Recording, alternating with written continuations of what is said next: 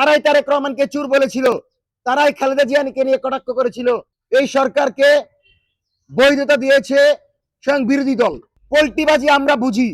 তারেক রহমান যেন নতুন নতুন বন্ধুদেরকে আপন না মনে করে বাঁশের লাঠি তৈরি করে চাঁদাবাজের কালো হাত ভেঙে দেওয়া হবে।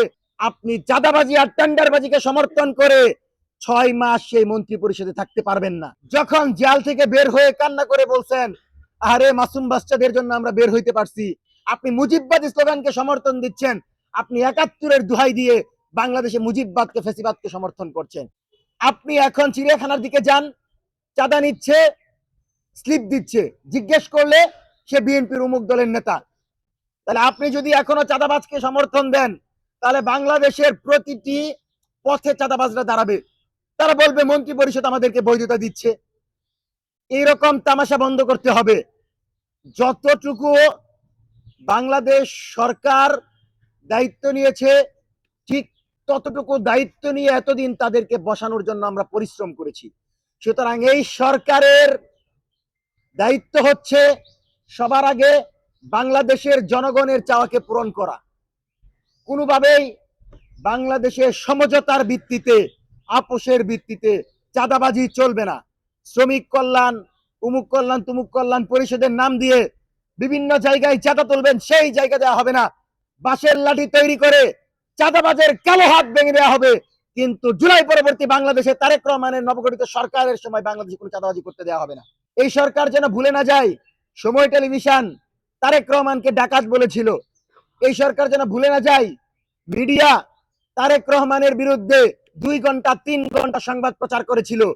সেই তারেক রহমানের পক্ষে এখন বয়ান তৈরি করে আমরা দেখেছি 4 জন সাংবাদিককে এখন টেলিভিশন থেকে বহিষ্কার করা হয়েছে।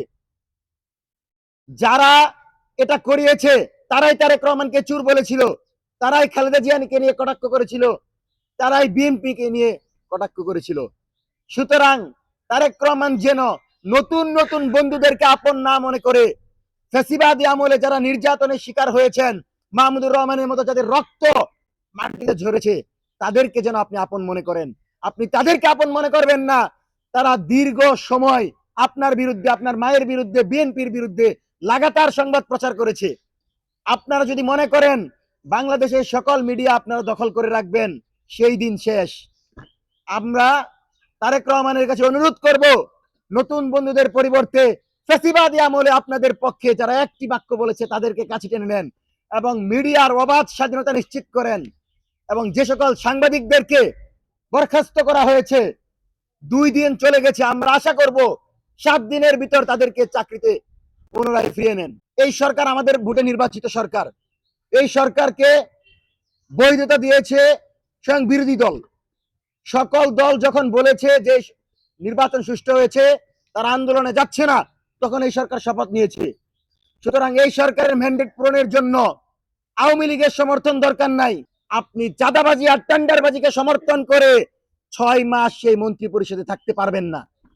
কারণ এই মন্ত্রী পরিষদ ততক্ষণ আমাদের বৈধতাই থাকবে যতক্ষণ এই মন্ত্রী পরিষদ মনে করবে যে আমরা জুলাইয়ের রক্ত দেওয়ার মাধ্যমে, আবু সাইদ ওয়াসিমের রক্তের মাধ্যমে, শাপলা পিলখানার দীর্ঘ আন্দোলনের মাধ্যমে আমরা ক্ষমতায় এসেছি। এই মন্ত্রী পরিষদের সুশীল উপদেষ্টারা যখন ইনসাফ, ইনকিলাবের মতো শব্দগুলোকে নিয়ে কটাক্ষ করে, তাদেরকে বলে দিতে চাই, যখন জেল থেকে বের হয়ে কান্না করে বলছেন, আরে মাসুম বাচ্চাদের জন্য আমরা বের হইতে পারছি, সেই মাসুম বাচ্চাদেরকে উপেক্ষা করে আপনি ইনকিলাব জিন্দাবাদকে কটাক্ষ করেন, আপনি ইনসাফকে কটাক্ষ করেন। আমার জনগণের বিরাট একটা অংশ যেটা বিপ্লবকে ধারণ করে জুলাই বিপ্লবকে উপেক্ষা করি, তাহলে আমরা তো আওয়ামী লীগের বয়ানের কথা বলছি। যে আওয়ামী লীগ প্রত্যেকটা পোস্টে ইনকিলাব জিন্দাবাদকে কটাক্ষ করে, যে আওয়ামী লীগ জুলাই বিপ্লবকে কটাক্ষ করে, সে আওয়ামী লীগের ভাষায় একজন উপদেষ্টা বললেন যে এটা নাকি তার টিচার হিসাবে ব্যর্থতা।